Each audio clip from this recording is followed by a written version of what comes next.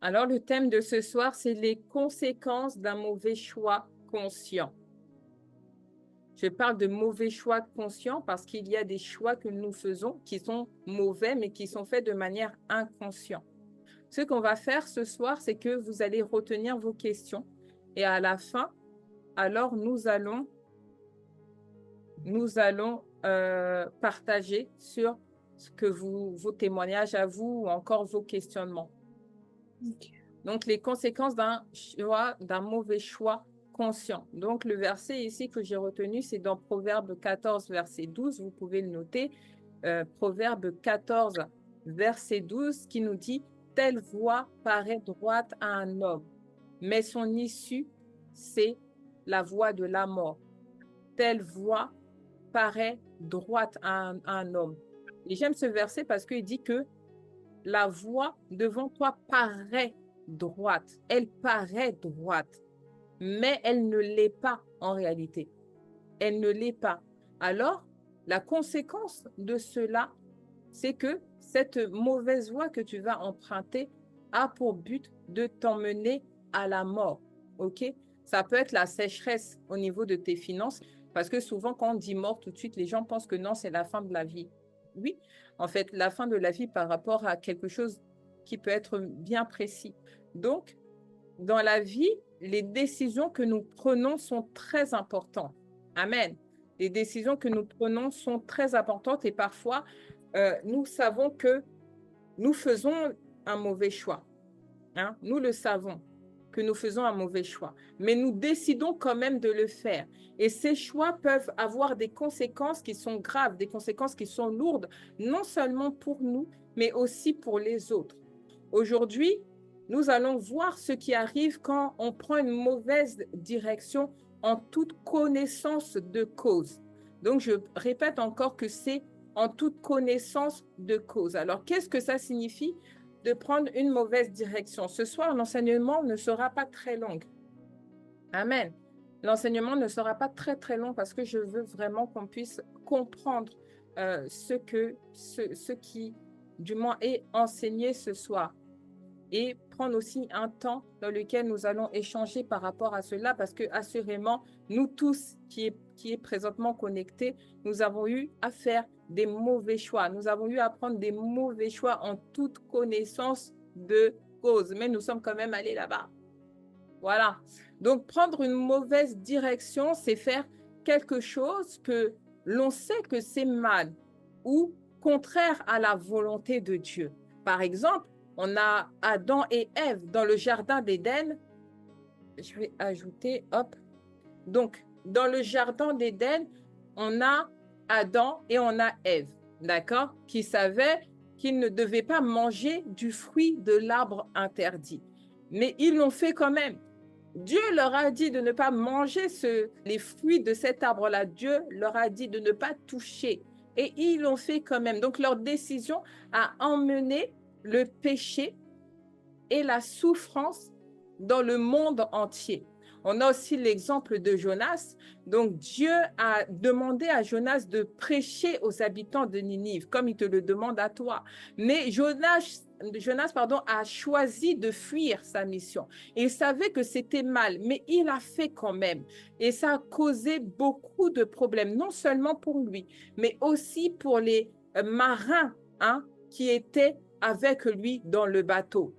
Hein. On a aussi l'exemple de Samson qu'on peut retrouver dans Juge 16, verset 1 au verset 21. Samson, consacré à Dieu dès sa naissance, savait qu'il ne devait pas révéler le secret de sa force. Il le savait. Mais pourtant, il a pris une mauvaise direction en cédant aux pressions de Dalila. Donc, en lui révélant que sa force résidait dans ses cheveux non coupés, cette décision l'a conduit à sa capture par les Philistins et à la perte de sa force. On a aussi l'exemple d'Ananias. Ananias et Saphira dans le livre des Actes 5, à partir du verset 1er jusqu'au verset 11. On a Ananias et Saphira qui ont pris la décision consciente de mentir à l'apôtre Pierre et à la communauté des croyants en prétendant avoir donné tout l'argent qu'ils avaient reçu de la vente d'une propriété. Ils pouvaient dire la vérité en disant que non, nous avons vendu, nous avons gardé une petite part, hein, nous avons épargné une petite part, et voici, nous avons pris la décision d'emmener ça, d'accord? Mais ils ont préféré mentir en disant qu'ils ont tout donné alors qu'ils n'ont pas tout donné. Ici, ce qui est mauvais, c'est pas, vous savez, vous pouvez prendre la décision de garder une part et de donner la plus grande part à l'Église, mais de mentir, c'est ça qui est ici regrettable.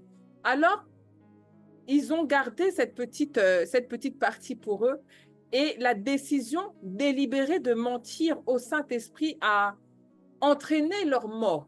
Et là, c'était une mort immédiate, montrant la gravité de leur péché et le besoin d'une intégrité totale dans la vie chrétienne. D'accord? C'est une question de morale et cette morale, nous devons l'inculquer. Tout ce que j'ai eu à citer dans les exemples doivent nous servir. Amen. Donc, dans les films, si je prends l'exemple des films et des dessins animés, on voit souvent un personnage tiraillé entre deux influences, un ange ici et un démon ici. Est-ce que vous avez déjà vu ça? Un ange ici et un démon ici qui chuchotent à l'oreille du personnage. Et cette image montre la lutte entre ce qu'on a envie, hein, envie plutôt ici, ce qu'on a envie de faire, même si c'est mal, et ce que la raison ou la conscience nous conseille de faire ici. Ça, c'est dans les films. Mais en réalité, on vit à peu près la même chose. Donc, dans la vraie vie, nous avons tous des choix à faire.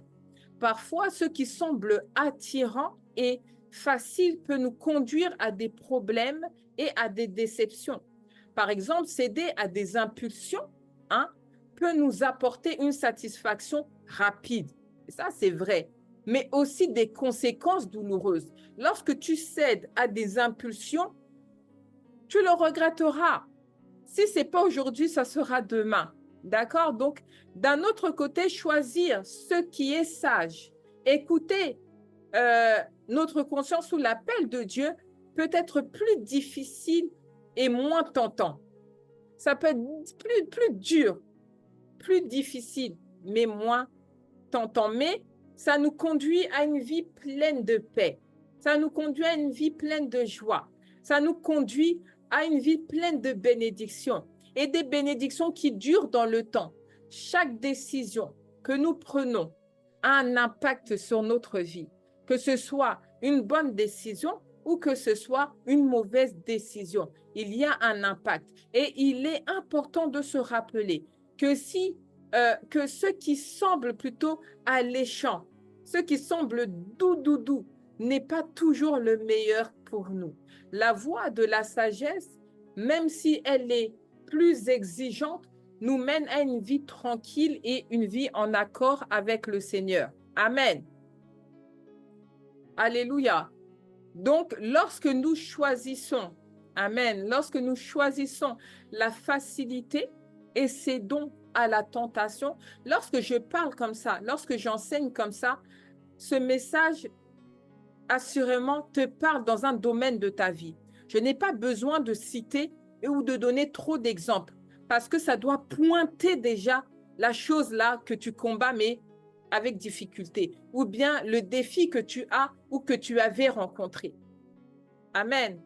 Donc, lorsque nous choisissons de céder à la tentation, en répondant uniquement aux désirs immédiats de notre chair, souvent la chair, c'est tout de suite qu'il veut quelque chose. C'est tout de suite. Donc, nous devons être conscients des conséquences possibles. Amen.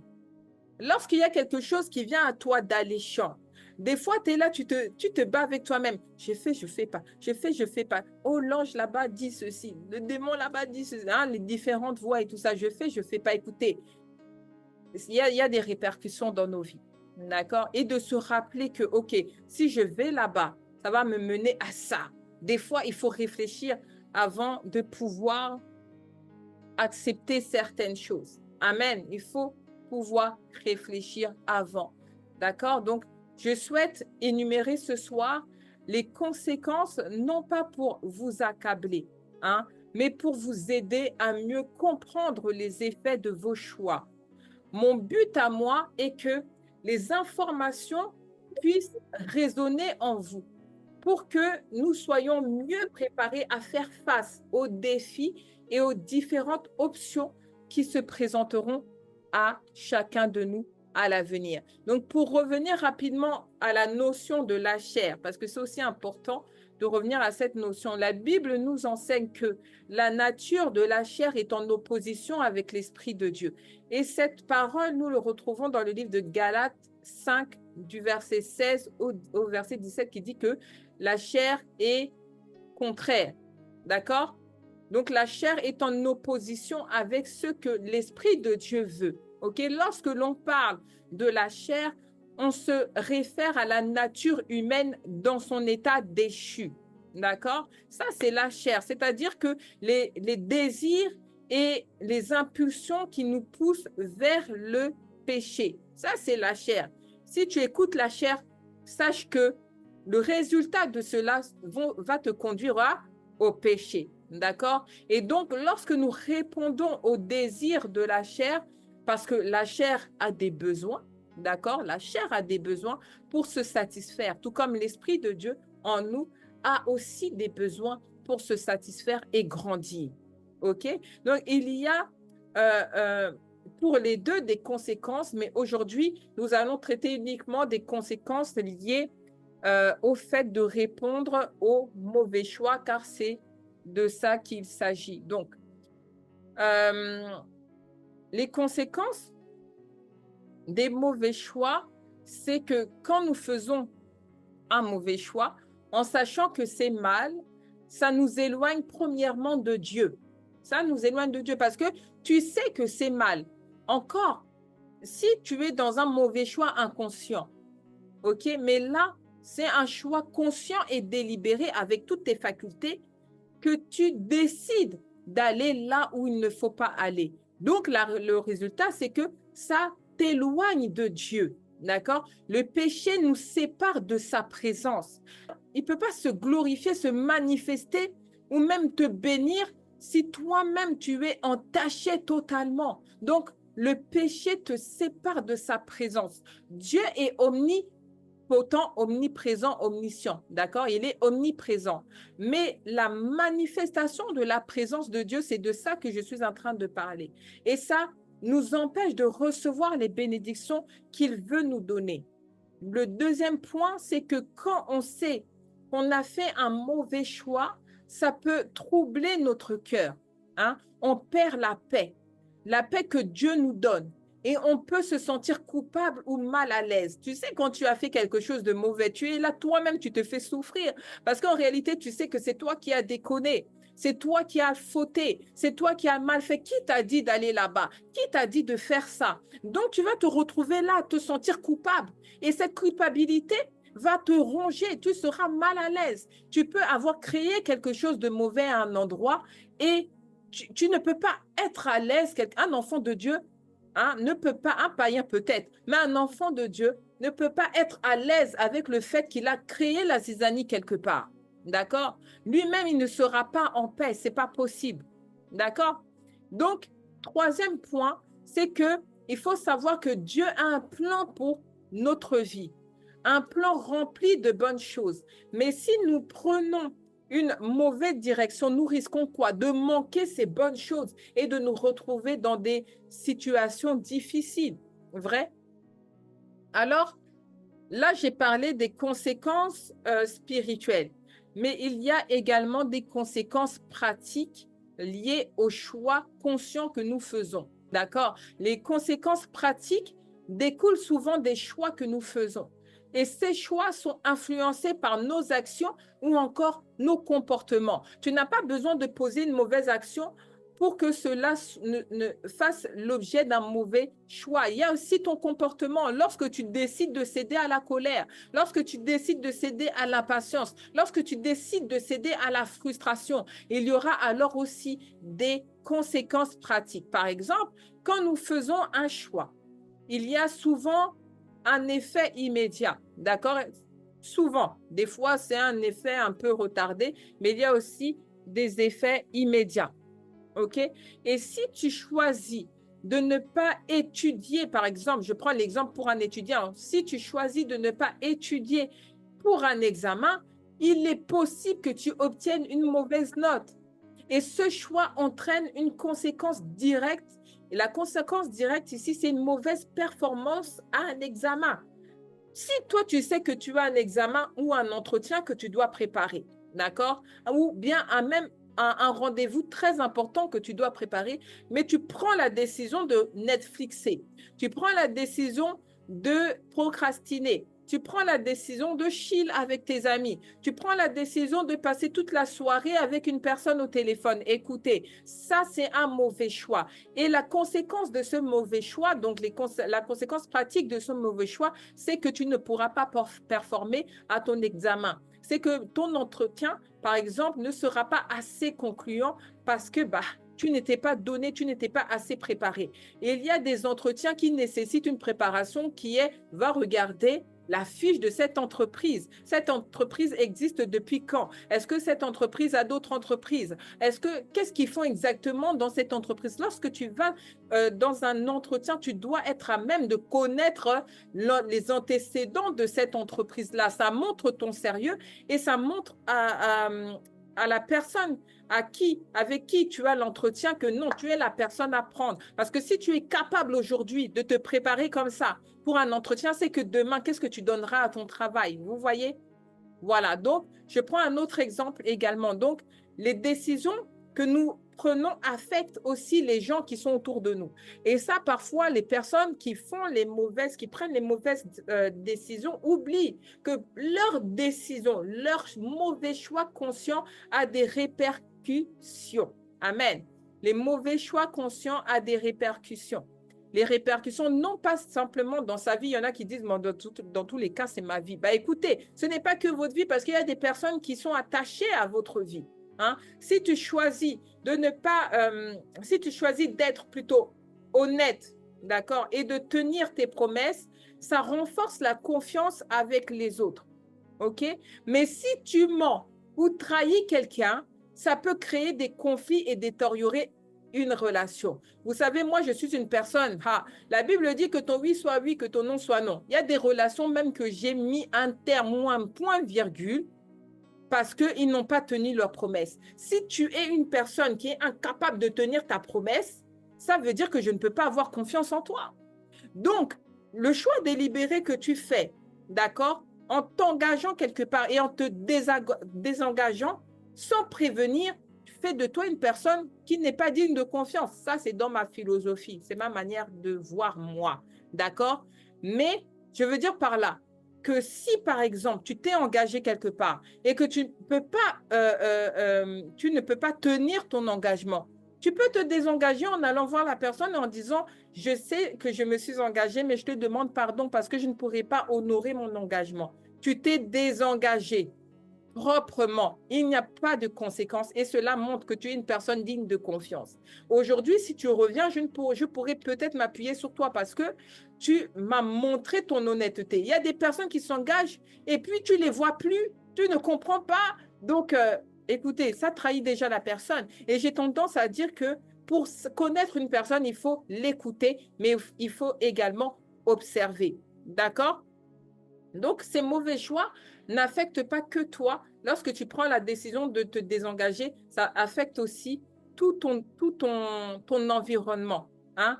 Et il y a des personnes qui ne comprennent pas pourquoi ils sont seuls. Pourquoi il y a des personnes qui les fuient? Écoutez, vous êtes des personnes qui ne sont pas dignes d'être dignes de confiance. Vous avez montré A plus B, plus C et plus B de Z, je ne sais quoi.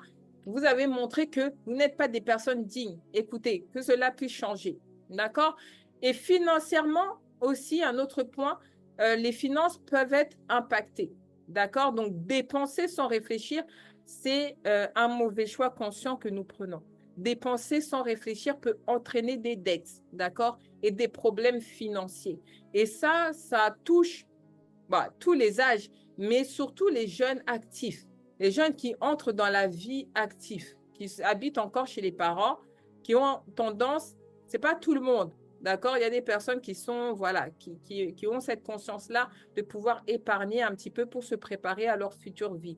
Mais il y a des personnes qui tout de suite veulent dépenser, ils oublient qu'il y a des impôts, ils oublient qu'il y a ceci, ils oublient qu'il y a cela, et ça engendre quoi? Ça engendre des dettes et des problèmes financiers. Et c'est à ce moment-là que vous appelez Dieu. Dieu pourvoit, tu es le Dieu Jéhovah Jireh, celui qui pourvoit, le Dieu de la provision, le Dieu de la providence. J'ai besoin de. Sauf que le Seigneur t'a nommé intendant, d'accord? C'est-à-dire que tu dois prendre soin de tout ce que le Seigneur te donne, et notamment de tes finances. Lorsqu'il t'a donné, tu as gaspillé, et maintenant tu l'appelles, mais ce n'est pas possible. Il va te dire, toi-même, commence à régler tes problèmes. Tu peux déjà essayer de demander un échéancier, etc., etc. D'accord? Alors, économiser et dépenser judicieusement aide à maintenir une bonne situation financière. OK? Un petit problème que tu ne règles pas peut se transformer en un gros problème plus tard. Et là, on parle de cycle de conséquences. Pendant que toi, tu dors, tu penses qu'il n'y a pas... Tout à l'heure, j'avais pris l'exemple des impôts rapidement. Vous savez, les impôts, on ne joue pas avec l'État. D'accord? Toi, peut-être que tu as oublié, mais eux ne t'oublient pas. Un jour, ils vont te rattraper, ils vont te dire, tu dois 5 000, 7 000. Qu'est-ce que tu vas dire? Ils n'oublient pas. Et c'est pareil avec les huissiers. Ils peuvent te laisser 2, 3 mois, 4 mois. Il te rappellera un jour pour dire, toc, toc, toc, tu nous dois tant d'argent. Et si vous ne nous donnez pas, on va majorer la chose. On va venir, on va saisir dans votre maison. Et là, on parle d'un cycle de conséquences. OK? Donc, le dernier point que j'aimerais soulever par rapport aux conséquences pratiques, c'est ça concerne la procrastination. Ça, c'est une maladie présente chez l'être humain très grave. D'accord? La procrastination, donc travailler dur maintenant peut mener à des opportunités. Travailler dur maintenant peut mener à des opportunités de carrière, des opportunités à tous les niveaux, hein, et aussi à des succès futurs. OK? Si toi, tu as un projet et tu crois que le succès va venir comme ça, ou bien juste en fournissant peu d'efforts, tu te trompes. Alors, il faut savoir que la procrastination peut entraîner des retards et des échecs. Tu es là, tu as un projet que tu veux mener à bien, mais tu prends ton temps dans ton lit. Tu prends ton temps à regarder TikTok, à regarder les réseaux, à Netflixer. Écoutez, le temps, c'est de l'argent. Celui qui a donné ce dicton-là, c'est vrai aussi. OK? Le temps, là, c'est de l'argent. Le temps que tu mets à dormir, c'est le temps que tu mets à te ruiner. Tu es appelé à te multiplier. Tu es appelé au succès. Tu es appelé, mais tu dois travailler pour. Il faut dire procrastination, laisse-moi tranquille. Procrastination, je te chasse. Moi, j'ai un travail à faire. Je dois impacter le monde. Vous voyez? Tu ne peux pas partir de ce monde, tu n'as rien fait. Tu es venu inconnu, tu pars inconnu. Non, tu n'as pas été mandaté pour ça. Donc, nos décisions peuvent aussi affecter, comme j'avais dit, les autres personnes autour de nous. Par exemple, je vais rajouter un exemple rapide, c'est que si un père de famille fait un mauvais choix, ça peut avoir des conséquences sur toute la famille. OK? Si toi, tu fais un mauvais choix, ça peut avoir des conséquences aussi sur toute ta famille. Donc, en faisant des choix réfléchis, en faisant des choix conscients, nous pouvons éviter des problèmes et créer des résultats positifs dans notre vie. OK? Qu'à partir de ce message, qu'une résolution se fasse dans ta vie. OK? Que tu sois une personne productive, hein? Que tu sois une personne qui étudie les choix qui se présentent devant toi, qui ne saute pas directement dans la voie la plus facile, la voie la plus rapide, la voie qui satisfait ta chair le plus rapidement. Lorsque tu donnes accès comme ça, lorsque tu nourris ta chair, il y a des conséquences, et ces conséquences que j'ai citées ici sont des conséquences réelles. Mais il y a aussi des conséquences plus ou moins graves dans ta vie spirituelle. Il y a des portes que nous ouvrons et que nous donnons accès à l'ennemi d'entrer dans nos vies, de nous rendre captifs à cause de portes que nous avons ouvertes, tout ça à cause de mauvaises décisions. Et il y a des personnes aujourd'hui qui se retrouvent avec des maladies en eux parce qu'un jour, ils ont pris plutôt un mauvais choix, le choix de satisfaire à leur chair. OK? Il y a des personnes qui ont perdu la vie parce qu'ils se trouvaient dans des endroits où il ne fallait pas se trouver. Hein? Il y a des personnes qui ont été arrêtées parce que malgré eux, ils ont été complices d'un fait. Et pourtant, ce jour-là, ils ne devaient pas y être. Ils devaient être chez eux ou bien au travail. OK? Il y en a qui se sont fait licencier parce qu'ils ont menti. Et quand, dans leur mensonge, ils ont eu peut-être un contrôle au niveau de la sécurité sociale, ou peut-être tout simplement quelqu'un a regardé les réseaux. Et quand il a tapé ton nom dans les réseaux, ton nom est sorti que non, bah écoute, tu n'es pas malade. Vous voyez, ça va vite et tu es licenciable. OK, aujourd'hui, avec la technologie, on peut savoir beaucoup de choses. OK, que le mauvais choix ne fasse plus, le mauvais choix conscient, du moins, ne puisse plus faire partie de ton partage. Qu'à partir de cet enseignement, que tu puisses véritablement réfléchir. Il y a deux choix, deux directions qui se présentent à vous. Étudiez ces choix-là. Et même s'il y a un choix qui est plus alléchant que l'autre, étudiez ce choix-là. Le choix alléchant, qu'est-ce qu'il vous propose? D'accord? Le choix alléchant, là où il vous emmène, où il vous dirige. Et puis, qu'est-ce que le choix de la raison vous dit? Est-ce que c'est plus sage de travailler, de prendre son temps et de bien faire que de faire rapide et de mal faire? Dieu nous invite à suivre ses voies parce qu'il connaît il connaît ce qui est vraiment bon pour chacun de nous. Et parfois, nous prenons des décisions qui ne sont pas les meilleures pour nous et nous nous égarons. Et dans ces moments-là, il est important de revenir vers Dieu et de ne pas accepter des pensées telles que je ne mérite pas l'amour de Dieu. Il n'y a pas un homme sur cette terre qui n'a pas péché. Dieu aime chaque personne dans son état. Mais c'est le péché qu'il a en horreur et l'empêche de se glorifier dans nos vies. Parce que le péché crée une séparation. Toutefois, le Seigneur ne change pas. Il reste là. Il reste à la même place. Et ce n'est pas lui qui s'éloigne de nous, mais nous qui nous éloignons de Dieu. Ne laissons pas l'esprit de la culpabilité avoir raison de notre relation avec notre Père. Amen. Alors, il faut savoir, parce que j'ai parlé rapidement de l'esprit de culpabilité, il faut savoir que la culpabilité nous rapproche de Dieu, mais l'esprit de culpabilité fait le contraire. L'esprit de culpabilité nous éloigne de Dieu. Par exemple, c'est même pas un exemple, c'est un fait. C'est que la culpabilité peut nous aider à reconnaître nos erreurs et à nous repentir sincèrement. Elle nous pousse à nous rapprocher de Dieu, à lui demander pardon et à chercher à faire mieux. Hein? Et cette forme de culpabilité nous aide à grandir spirituellement. D'accord? Elle nous aide à renforcer notre relation avec le Seigneur. Et l'esprit de culpabilité, lui, est plus destructeur. C'est une forme de culpabilité excessive qui nous plonge dans le doute, qui nous plonge dans la honte. Donc, au lieu de nous rapprocher de Dieu, cet esprit nous pousse à nous éloigner de Dieu. Il nous fait croire que nos erreurs sont trop grandes pour être pardonnées et nous empêcher de voir l'amour et la miséricorde de Dieu.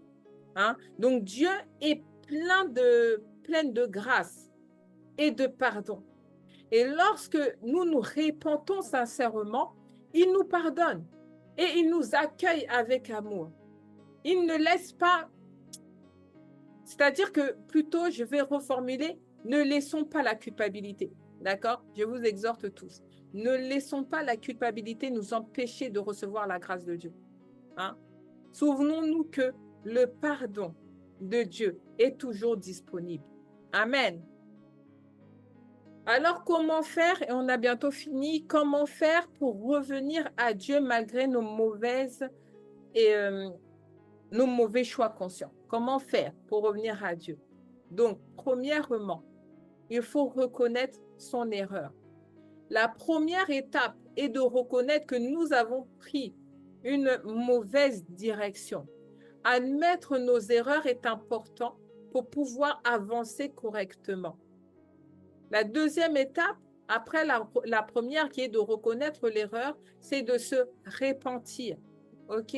Se repentir. Se repentir signifie regretter sincèrement nos actions et notre conduite. Ce n'est pas juste regretter. Parce que si tu regrettes juste, demain, tu referas la même chose. Mais c'est un regret sincère. D'accord? C'est vraiment ton cœur saigne, en fait. C'est un regret sincère de l'action que tu as eu à poser ou du comportement que tu as eu à manifester. C'est comme dire à Dieu, je suis désolé pour ce que j'ai fait. Je veux changer et je veux faire mieux. La troisième étape, c'est de demander pardon. Il est important, crucial, de demander pardon à Dieu pour nos erreurs.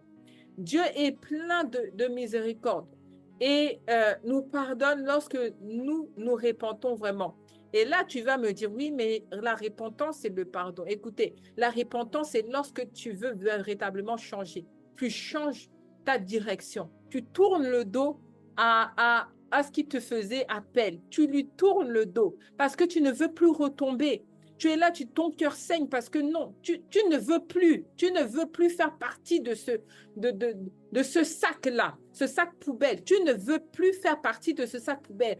Toi, tu veux aller dans la gloire de Dieu. Et tu sais que si tu te maintiens dans ton choix conscient ou encore dans le péché que tu connais, d'accord, ou encore dans le comportement que tu as, tu sais déjà que tu attristes le Saint-Esprit, mais ça te fait mal. Là, on parle de repentance, c'est que tu en as marre, tu ne veux plus, tu décides de changer parce que tu ne peux plus vivre comme ça. Tu ne peux plus vivre comme ça, d'accord? Là, on parle de repentance. Et une fois que tu ressens ça, hein, une fois que tu décides réellement de fermer la porte à ce qui t'embêtait, là, on parle de repentance. Et puis après, tu demandes pardon à Dieu. Vous voyez la différence? Parce que nous, là, on aime seulement demander pardon à Dieu. 2 semaines après, tu retombes. Quelques jours après, voire des heures après, tu retombes. Ça, là, ce n'est pas la repentance, hein. Là, tu as informé Dieu que tu es en train que tu déconnes. Tout simplement, tu déconnes.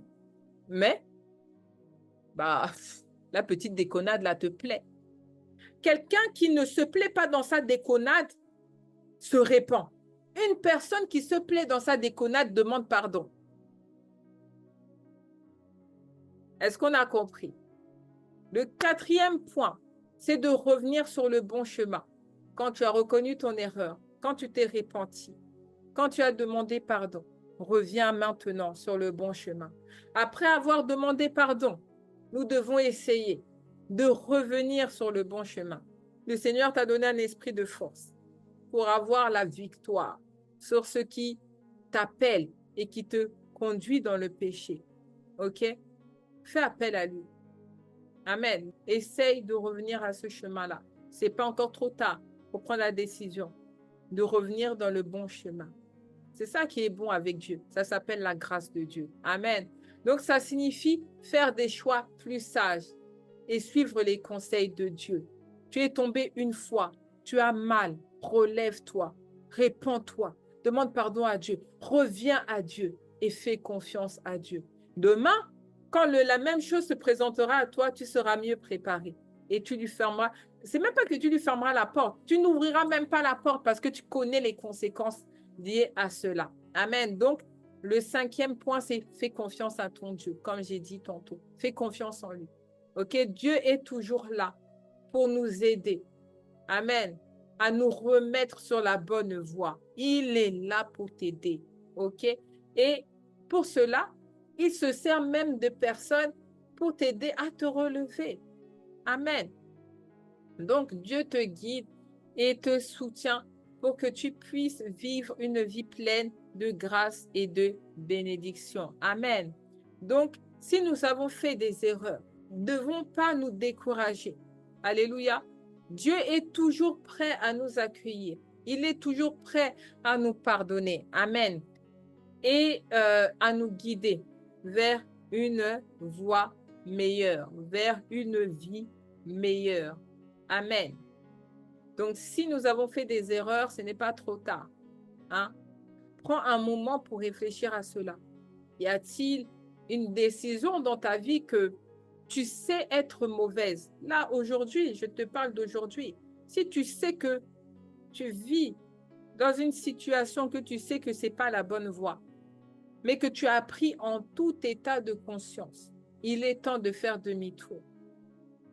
Amen. Il est temps de faire demi-tour et de retrouver le chemin que Dieu a préparé pour chacun de nous. Alors, avant même de passer au temps de partage, j'aimerais que l'on puisse prier ensemble. Hein? J'aimerais que l'on puisse prier ensemble.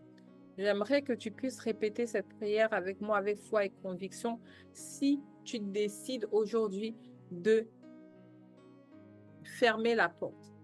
Hein? Si tu es prêt aujourd'hui à dire stop à ceux qui te pourchassaient, à dire stop à ce péché-là que tu aimes, hein, pour lequel tu demandes pardon à Dieu, mais que tu ne te réponds pas. Amen. Donc, tu peux aujourd'hui faire le demi-tour tout simplement en priant avec moi. Tout simplement en répétant cette prière, du moins, avec foi et conviction, en te l'appropriant. Amen. Ce soir, je te prête les mots, mais j'aimerais que tu puisses comprendre une chose. C'est que lorsque tu pries cette prière, répétée après moi, cela devient ta prière, cela devient ton cri, cela devient ton cri de victoire. D'accord? Ton cri de victoire. C'est toi qui connais. C'est toi qui connais ce qui t'embête. Mais ce soir, tu peux fermer la porte à ceux qui t'embêtent. Tu peux prendre la décision de revenir au Seigneur sur le bon chemin. Tu peux aussi, à travers cette prière, te dire qu'à partir d'aujourd'hui, tu décides de ne plus marcher sur la voie de la corruption, sur la voie du désir de sa chair.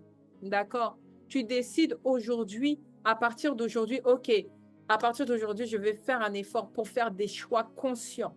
D'accord? Des bons choix conscients. OK? Je ne parlais pas ce soir des choix inconscients, des mauvais choix inconscients, mais ces choix conscients que tu sais que tu fais, qui n'est pas bon, mais que tu fais quand même. D'accord? Qu'à partir de ce soir, à partir de cette prière de clôture, que ce soit alors du passé et que le message que je suis en train de te donner, que cela puisse résonner en toi, mais lorsque une personne qui est à côté de toi te parle, oui, moi je fais ça, et est fier de te raconter à combien il est conscient du choix mauvais qu'il est en train de faire. Vous savez, méditer le mal, etc., faire le mal à une personne, c'est un choix conscient, un mauvais choix conscient. Tu seras à même de pouvoir lui donner les mots que je t'ai donnés ce soir. Amen. Alors tu peux répéter après moi cette prière. Éternel Dieu Tout-Puissant, je viens devant toi avec un cœur humble et sincère. Je reconnais mes erreurs et les mauvais choix que j'ai faits. Je suis consciente que ces décisions m'ont éloignée de toi et ont causé des difficultés dans ma vie. Je te demande pardon pour mes actions qui ne t'ont pas honoré. Je regrette profondément ces choix et je te demande de me nettoyer de toute culpabilité et de toute honte. Aide-moi, Seigneur, à comprendre tes voies et à accepter ta grâce infinie dans ma vie. Accorde-moi ta sagesse pour que je puisse faire des choix éclairés et conformes à ta volonté. Guide mes pas et illumine mon esprit pour que je puisse discerner ce qui est juste et ce qui est bon. Je souhaite, Seigneur, marcher selon tes conseils et vivre une vie qui te plaît. Merci, Père, pour ta patience, pour ton amour inconditionnel que tu manifestes chaque jour à mon égard. Je fais confiance à ta direction et à ta volonté parfaite. Aide-moi, Saint-Esprit, à suivre les voies du Père et à rester proche de toi dans chaque décision que je prendrai. présente et à venir. Dans le nom puissant de Jésus-Christ, nous avons ainsi prié. Amen, amen, amen.